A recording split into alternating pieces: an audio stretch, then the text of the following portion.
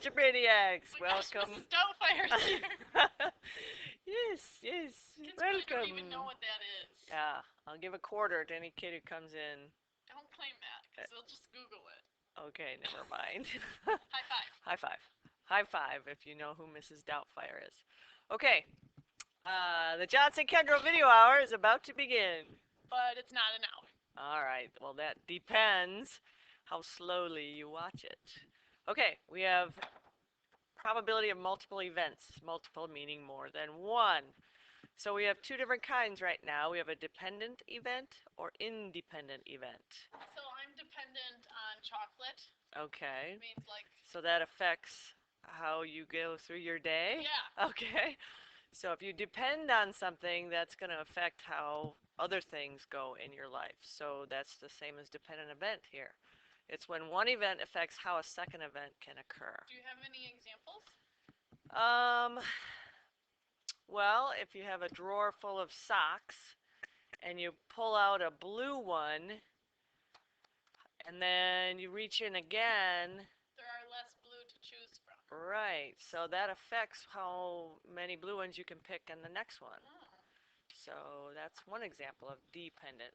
Independent, when one event does not affect the other one. So if I take that blue sock out, then I put it back in, and I reach in and get another one, the probabilities are the same because nothing has changed. This seems tricky. Yeah, it's a little tricky. Let's try a few. Let's say you roll a number cube. That's a fancy word for a die, which is singular of dice. And then you spin a spinner. Do those two, are they going to affect each other as far as probability? No. No, because they're two separate things. So that's independent. All right. Here you're going to pick one flashcard, then another from a stack of 30. Well, actually, if I draw one, excuse me, if I draw one and I don't put it back the next time I'm drawing 29, so it definitely matters. It will change the outcome, So yes. that's dependent. So picking one depends on what happens next. All right, you select a coin at random, then you replace it and select again. No. That's independent because you put it back to the way it started, so everything's the same. All right, so those take a little practice, but they come along just fine. All right, the next one. We have the probability formula, probability of A and B happening. So, picking a blue sock and a red sock or something like that. Here's an example. You're at a picnic. There are 10 diet drinks and 5 regular drinks. There are also 8 bags of fat-free chips, ew, and 12 bags of regular chips. If you grab a drink and a bag of chips without looking, what's the probability you get a diet drink and a fat-free chip? Okay, this formula we need to add in there that it only works for independent events. So this example of picking chips and picking a drink, those two are two different things. So But what if one makes me like more thirsty or something? then go have some water. It's better for you. Okay, so let's define our events. Event A is picking a, what do you want it to be? A diet. Diet drink. DD. And event B.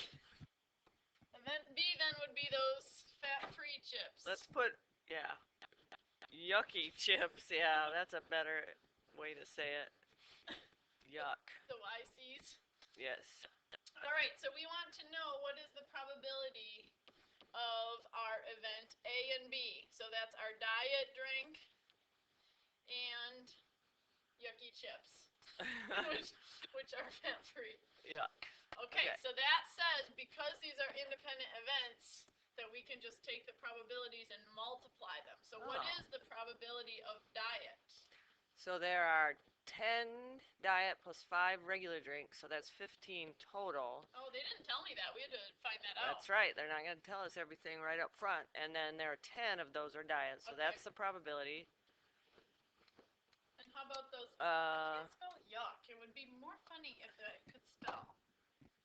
And, oh yeah, we got to multiply, not add here. So the probability of the yuck. So there are 12 bags of regular and 8 bags of fat-free. That's 20. And 8 yuck makes that better.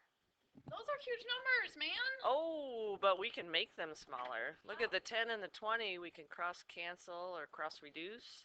Even the 2 and the 8 can go away, make it a 4 and a 1. Now look what's easy there. So this was a 1 because everything went away. Alright, so 4/15. 4. Yeah, and then you can divide that on your calculator to get the percent. That is this, which is... Rounding to the nearest tenth per percent, we'll call it good. Okay. So chances are fairly low that we'll get both diet things. So Both yucks. that's okay. All right. Okay, we have another vocabulary word here, mutually exclusive events. These are two events that cannot happen at the same time. For example, rolling a 2 and a 3 on one number cube. That can't happen at the same time, so those are mutually exclusive. M-E. Number, or the next one, rolling a number 6 and an even number. Those can happen. Because 6 is an even number, those can happen. Or I have another one. Okay. So drawing from a deck of cards and getting a black heart. A black heart, no, you can't do that. That's impossible. Right. So those are mutually exclusive. Okay. All right, to find the probability of event A or B happening, you need to know if those events are mutually exclusive or not. If they're not, you use this normal P of A or B equals P of A plus P of B minus probability of A and B. Okay, so let me see here. This is adding the two individual probabilities. Yep, just like we did, the other one we multiplied, but this is addition. And then you subtract the overlap. Okay. Right. Add individually, subtract the overlap. I'm just trying to memorize it, okay? Okay. All right, and then what about if they are mutually exclusive? If they are, then we just add their individual probabilities. Oh, what about the overlap? We don't have to worry about it because it doesn't count. If there isn't, if they're mutually exclusive events, there is no overlap. Right. Okay. They don't happen together. No overlap. Yep. So let's use those formulas. So you're going to definitely want those in your notes. All right. At Spring Lake, a student can take one foreign language each term. I suppose if you really wanted to take 2, you could. But for right now, we're going to say can only take one. About 60% take Spanish, about 40% take French. What's the probability that a student chosen at random takes Spanish or French? First thing you got to decide, is it mutually exclusive or not? So. Well, it says that we could only take one per term. Right. So for scheduling, it would be impossible to be in both. Right. You can't have both because they're just not allowing it. So that means there's no overlap. We don't have to worry about that. Right. So that means the probability of A or B is just going to be equal to the probability of A plus probability of B. And then there's no overlap. All right. So let's call Spanish A and French B. Okay. What was our probability of? Well, 40% take French, 60 Spanish. Okay, so this, I said A is Spanish. So Yep. 60% plus R. Well, when we add those, it ends up being 100. Yeah, well, it says or. You're going to take Spanish or English, or Spanish or French. 60% Spanish, the other 40 take French, so 100 makes sense. All right. So, yeah. That makes sense.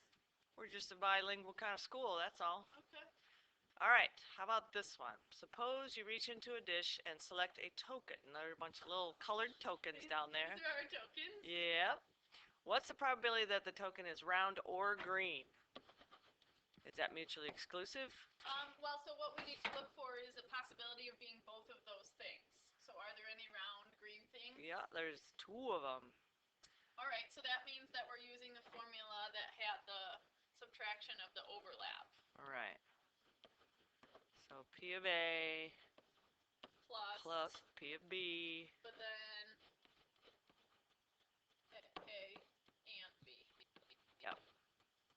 Yeah. Okay, so let's call A can be, what did you say? Round. First? Round. And green. So we need to first find the probability of round.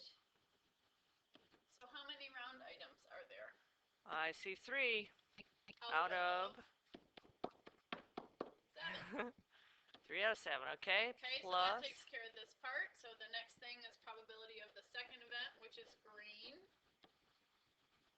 So how many green things are there? 3 out of 7 again. And then we have to subtract the probability of anything that is round and green at the same time. And there are 2 out of 7 for that. Okay, how do I add fractions? Common denominator, which we have. Oh, that's cool. Then it's just left to right. 3 plus 3 is 6 sevenths. Minus 2 would be 4 sevenths. All right. All right, and then if they say to put it as a percent, just divide and move your decimal. All right, well that's it for now, kiddos. See you in class.